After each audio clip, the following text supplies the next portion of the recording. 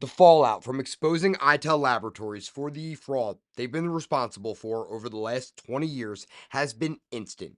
And it has the entire claims industry talking, but it is the response from the Itel executive team that you're going to want to see that is just. Now, I'm not speculating this information. I'm not saying I think that Global Claims Services and Itel Laboratories are the same company. A simple Google search will show this information to be true. Now, GCS, they had a problem. They wanted to hand down these reports that were going to tell homeowners that there was a match for material that never existed, so an insurance company didn't have to pay a full replacement cost. But nobody was going to trust a report that said Global Claim Services on it. I mean, anybody with eyeballs could see that conflict of interest. So, like any good criminal organization, they set up a front, Itel Laboratories, so they could pass down these reports and no one would be all the wiser.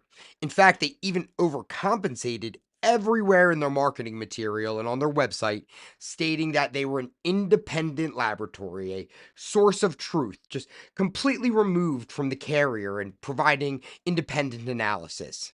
Turns out that was a big fat lie. And I think nothing really screams we feel like we're innocent quite like scrubbing evidence. Well, that's exactly what Chris Touchton and Brian Matthews did instantly after that video came out. They removed any mention of GCS from their LinkedIn profiles.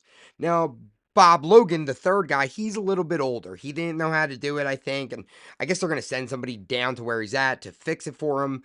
But while they're doing that, they should also take a look at the Global Claim Services LinkedIn page because you see that website right there, that URL? Well, if you click on it, globalclaimservices.com, you get redirected right to ITEL, which is, you know, not a great look. They also own Renovar, which is just disgusting. This is all just so gross. So while we've established this connection is completely true, there's no really denying the fact that these are the same entity. And while we can all basically agree that scrubbing evidence is at the very least shady, so now this goes beyond fraudulent misrepresentation, or fraud for short. I mean, they're actively trying to hide the fact that they are linked.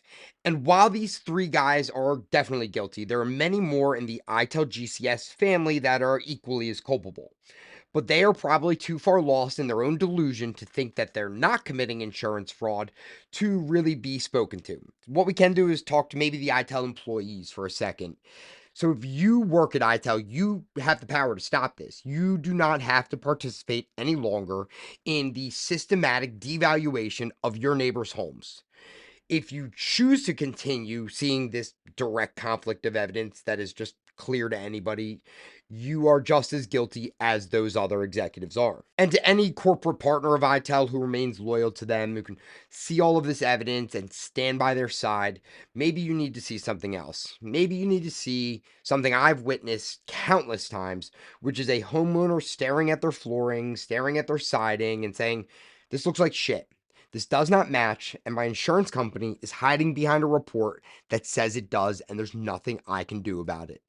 All because GCS custom fit a solution called Itel Laboratories to make sure that corporate shareholder profit were always put above that person's home. To the Itel legal department, just remember, slander is only slander when it's not true. You guys got it. Good job. But I am down to clown. So if you want to see this through, like, please, I would love to see this in Discovery. If you have your own ITEL horror story, which I'm sure you do, everybody does, please feel free to reach out. I will read and respond to all of them. I have so far, and we're going to keep up the pressure because, look at me, ITEL, look at me. Chris Touchin, Brian Matthews, Bob Logan, these people should be put in jail. They probably never will be, but that's a shame. Your doors one day will be shut because we are not going to allow you to defraud American policyholders silently anymore.